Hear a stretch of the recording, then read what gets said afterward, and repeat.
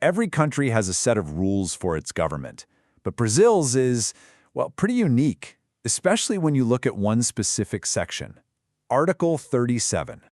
You can think of it as the official rulebook, the master plan for how public administration is supposed to work.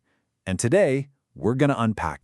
But before we dive into the legal text, let's just step back and ask a really basic question that pretty much every country has to deal with.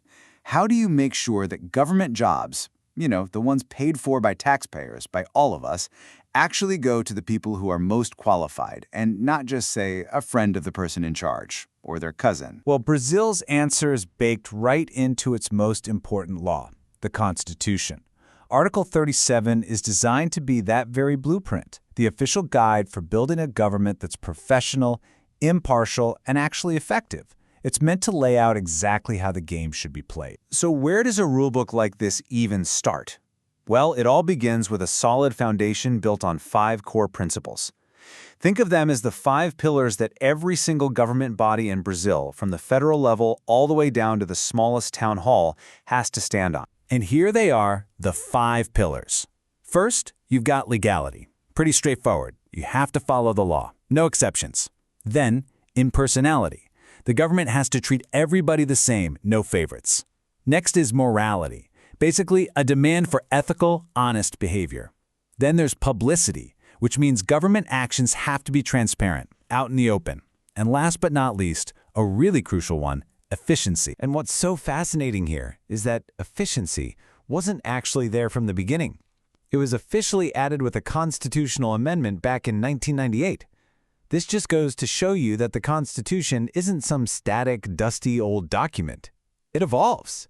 It was a clear message that just being fair and by the book wasn't enough anymore. The government also had to be productive and actually get things done. Okay, so we have these big guiding principles. That's great, but how do they actually work in the real world? More specifically, how does this rulebook use them to tackle the massive challenge of hiring people for government jobs? And this is where Article 37 gets super specific. It lays out a whole system that's designed to give every single qualified citizen a fair shot at getting a job in public service. The absolute heart of this system is something called the concurso público, basically a mandatory public competition. If you want a permanent government job, you have to pass an exam that tests your knowledge and skills for that specific role. This is the main tool for making that principle of impersonality a reality. It's not about who you know.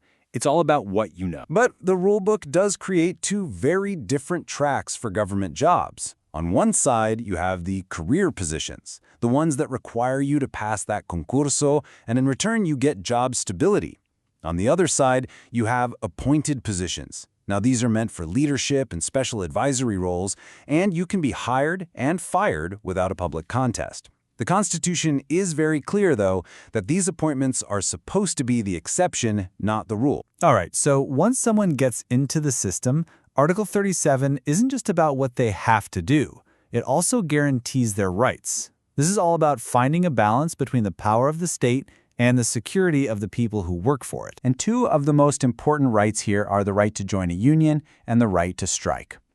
Now, giving these powers, which are pretty common in the private sector, to government employees is a really big deal. It guarantees they have a voice.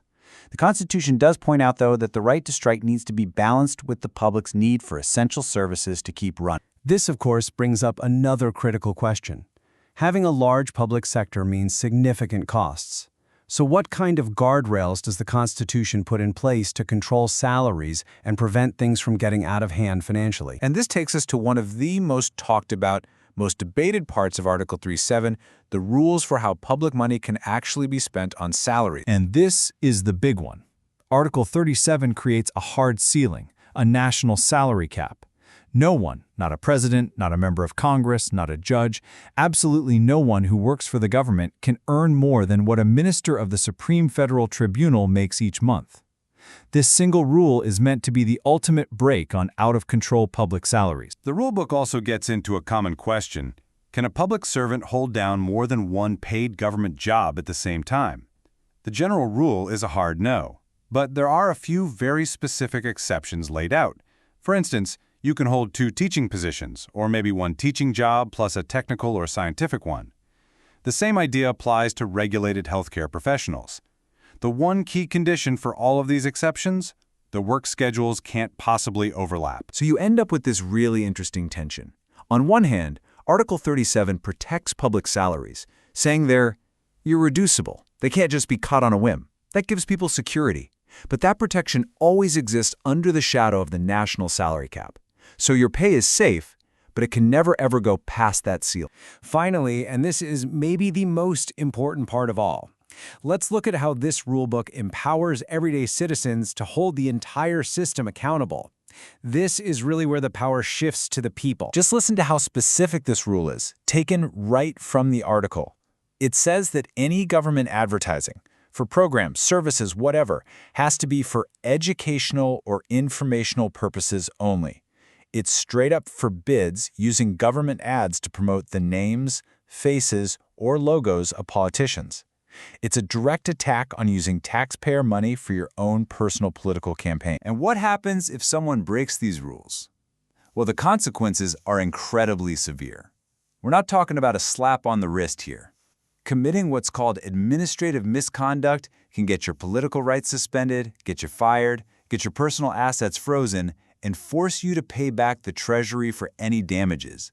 And all of that is on top of any criminal charges you might face. So where do you, the citizen, fit into this whole picture?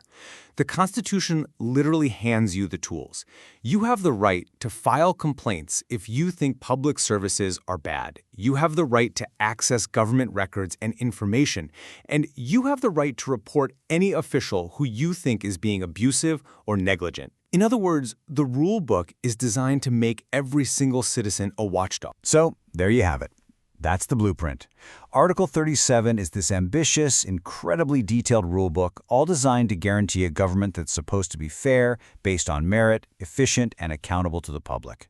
The rules are all there, written down in black and white. Which leaves us with the final and probably most important question of all. How well is the game actually being played?